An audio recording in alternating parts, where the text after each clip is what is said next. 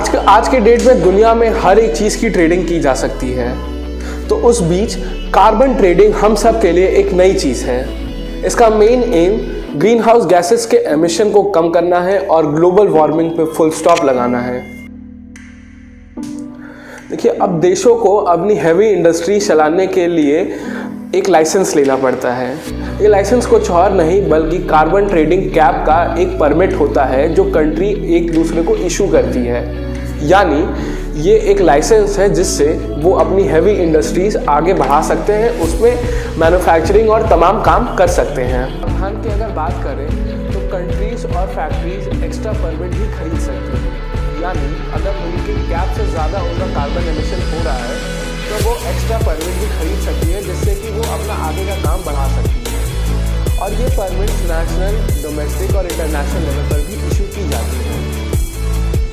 1977 में Thomas Crocker ने Kyoto protocol के अनुच्छेद में कार्बन ट्रेडिंग डालकर इसे एग्जिस्टेंस में लाया था, लेकिन विवादों में घिरे कार्बन ट्रेडिंग का अनुपालन उस समय नहीं हो पाया।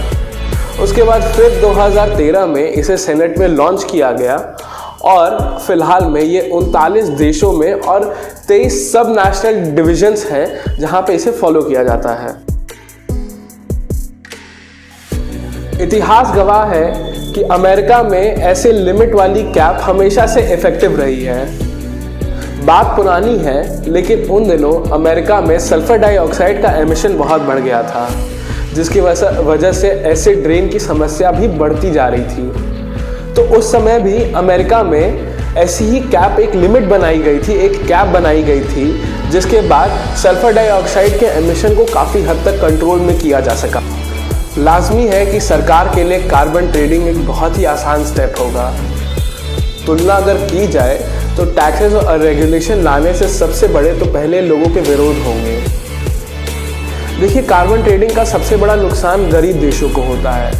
होता क्या है कि जो डेवलपिंग नेशंस होते हैं उनकी जो कार्बन एमिशन की जो कैप, जो लिमिट बनाई गई है, वो आमतौर पर उस कैप से नीचे ही अपना एमिशन करते हैं।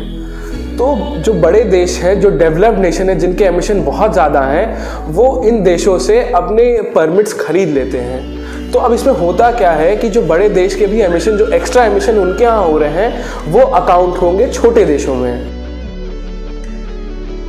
तो अगर इसके लबो-लुबाब निकाले जाएं तो कंक्लूजन में सिर्फ एक चीज़ मिलेगा कि कार्बन ट्रेडिंग क्लाइमेट चेंज को टैकल करने में बहुत ही इफ़ेक्टिव स्टेप है, लेकिन उसके बाद भी बड़े देशों की धांधली से ये भी नहीं बच पा रहा है।